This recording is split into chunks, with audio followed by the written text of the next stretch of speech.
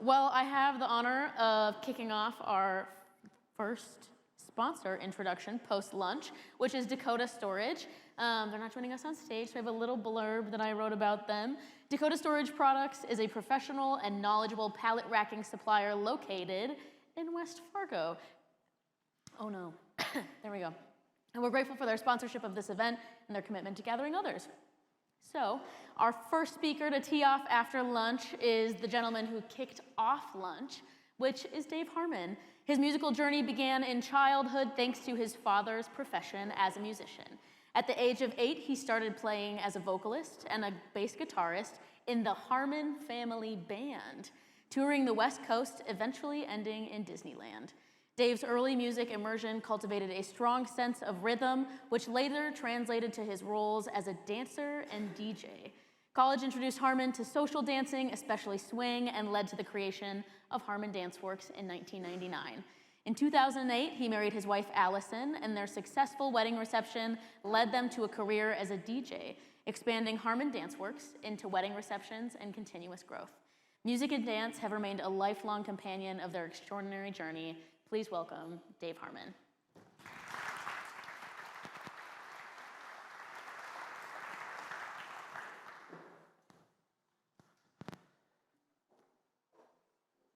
Spring 2012. As I walked into my home office in my basement, got to work, I noticed something interesting. So I got on my keyboard and my email and started typing.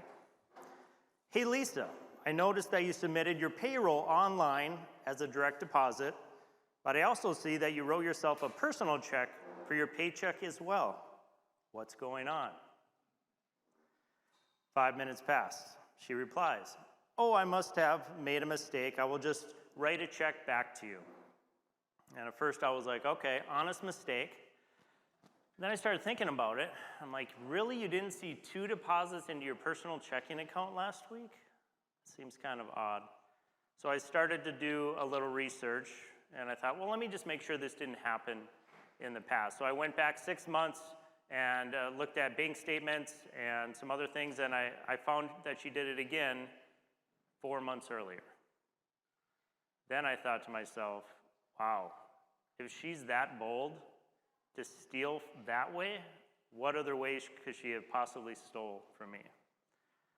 And so I started to think of the company. She worked as a property manager for an internal property management company that I owned, and we still accepted cash for rents that would be put in her hand. And so what I did was I started going back and looking at when cash was accepted and put into the property management software as a cash rent versus what was actually deposited in the bank. And as I started going through it and finding missing money, and now we're at $10,000, and now we're at $20,000, and now we're at $30,000. Let me tell you, that spring of 2012, there's a lot of cussing going on in my basement as I was fishing through this. I'm sure you've all heard the numbers about why businesses fail, and so I just did a little quick research to see where we're at right now this last year. Bureau of Labor Statistics say that in 2022, 20% of businesses fail within 2 years, 45% within 5 years, and 65% in 10 years. So what is the hardest part about having a business, growing a business? For me, it's always been the people. Always been the people. And so today what I'm going to do is talk a little bit about hiring. You know, when people say, how do you hire the right people? Well, that's not as fun as that me telling you stories about how I hired the wrong people. So we're going to do that today. We're going to talk about a little bit about training and how I hold my employees accountable. Hopefully you guys can get some nuggets and take this with you. First off, hiring the wrong people. Bad hires are really damaging to growing a business. And I've got some good stories here for you guys, so dig in. I had a food business for many years, kind of like Schwann's. We had door-to-door sales like that. And I had a salesman in Sioux Falls, South Dakota, that was turning in mileage for trips that he went to other cities to do sales that he never went on. And we ended up catching him on that. Same guy was using our only one office computer in the warehouse to go on to Backpage.com to find women to cheat on his wife with. And the reason I found this out is his brother-in-law was also a salesman and he ratted him out. When I fired him, he tried to get unemployment and we had to go to court. I won. Also, I had a food salesman that used the company credit card to go buy diapers and groceries for his family. Ended up catching it. And he wasn't going to the grocery store to buy this. He was going to the local convenience store. With a couple of trips, he knocked up $500 at Casey's, buying diapers and groceries. And you know what? If he would have asked me, I'm sure I would have just given it to him. But he did not. Same guy later on was out selling in Iowa, and he started trading the steak bundles that we would sell for cocaine and hookers. You're like, how do you know that, Dave? How do you know that? I know. His sister called me because she was worried about him and was telling me all this stuff that he was doing while he was working for me. He didn't last long. But probably one of the biggest mistakes I've ever made in hiring was back in 2004. I hired a maintenance guy for a property management company. And I did, he said he'd work for cheap. So I'm like, oh, I like cheap. And started working, and he had a driver's license, did a little background check, everything was fine. Fast forward 18 months, got a call from one of my cleaners. She's like, did you see the news? Mark just got arrested this morning for being a child molester and being on the FBI's most wanted list. My heart just sank as I started thinking to myself, man, he's been around my nieces a lot. What have I done? Time passed, found out nothing ever happened with the girls, thank God. So enough about bad hires. What happens when you have a good hire? At Harmon Entertainment, we've gone through some pretty crazy growth after COVID. Everybody wants to party, apparently, and drink. Who knew? But we have, what we struggled with was trying to get our MCs to follow the way, the Harmon way we call it. And the only way we would know if they did a good job, because they're by themselves, is if somebody left a review. Well, we started to come up with this 28-point checklist that we could do after the event to see if they're doing the job that we're asking them to do. So that's how we hold our people accountable. Also, we have a training course. They have to go out 8 weddings where they actually shadow a real DJ and see how it's done. We do weekly checkups with the entertainment director as well for the new hires that we hire. And we have a gold performance day. This is where they get to sing and dance and do all the things that we do at Harmon Entertainment. So today you're going to get to see one of those. You already saw the Be Our Guest entrance to dinner. So because I like to entertain people, we're going to do one of our welcomes. We have 2 welcomes we do a lot. One is a greatest showman welcome. The idea is guests are mingling. You got to get their attention. So let's have some fun thing that we do. We also have the Hamilton welcome. Raise your hand if you've ever seen the Hamilton musical. Usually I get about 10%, which is about accurate. Okay, good. Brad has, that's all that matters. So I'm going to show you the Hamilton musical welcome that all of our DJs have to learn in training. Go ahead, Brian. How does a bachelor single, fun-loving guy and his sweetheart meet? Oh, she caught his eye. From 1 date to 2 days, from like to love, they finally found the one that they've been dreaming of. Word got around, they said, this pair's insane, man. He got down on one knee, then she got this wedding planned. They're the reason we're here tonight. Their future's bright, and you already know their names. Jeff and Anna Johnson. Their names are Jeff and Anna Johnson. They've invited all their closest friends. they're right out there.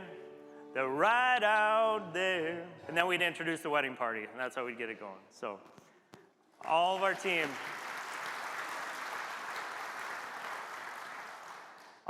has to learn this stuff and be able to bring that to events with our company. So how do we hold our employees accountable? I talked about that 28-point checklist. We have our entertainment director that goes out for performance evaluations whenever they can to kind of be beside the MC at events. And we also started doing something new this year that I learned from another networking group. We created a cash pool that we threw a bunch of money from the company into this pool, and all of our full-time MCs have an opportunity to get pieces of that cash pool at the end of the year.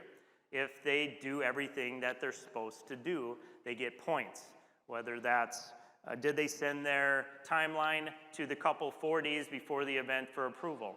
Did they email the caterer to make sure that the dinner was starting on the time that the rest of us have it on there? If they do those things, we check their emails, then they get points for those things.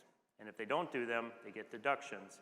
So holding them accountable, we don't take money away from them, but they're getting less of the bonus if they do that. So that's one way that we found it valuable. According to Ford Taylor in Relational Leadership, he states, "I believe people want to be held accountable. I believe they want to know what the guidelines, policies, and expectations are. When you have implemented clear guidelines, a social covenant, and clear discipline procedures, you eliminate the confusion." I totally believe that. And that sounded like what Sarah said earlier. You know, they want to know what they're supposed to do. And if you lay it out and show that, they want to follow it. Remember Lisa from the introduction? Took me about 4 months to comb through all those bank statements and figure out how much I actually lost. Over 3.5 years that she worked for me. Final number she stole from me, $109,764.79. We tried to work it out with her, but after so many lies and unfulfilled promises, we had to get the police involved. I'll never forget the day. You know, there's things that are locked into your memory. The day that I walked into the police station to meet with the detective with a big cart of 2 totes of bank statements to give to him for the evidence. Months later, a court date was set, and the assistant district attorney suggested we settle out of court because she didn't have any priors. They offered me $6,000 criminal judgment, paid out over 5 years at $100 a month. The remaining $75,000 would be a civil judgment on her credit report. If you know property management, you know you're not going to see that money. The DA convinced me this was the best way to go. In the first 6 years after that moment, I received $100 total. First month, that's it. Then in 2019, the DA cracked down on her, and somehow I got $5,900. So I had the whole $6,000 for the criminal judgment. $75,000, I'll never see it. I know that. The most recent update was this last fall. There was an article ran in the forum about a lady who worked for a plumbing company in town who stole $96,000 between 2020 and 2022. Same lady.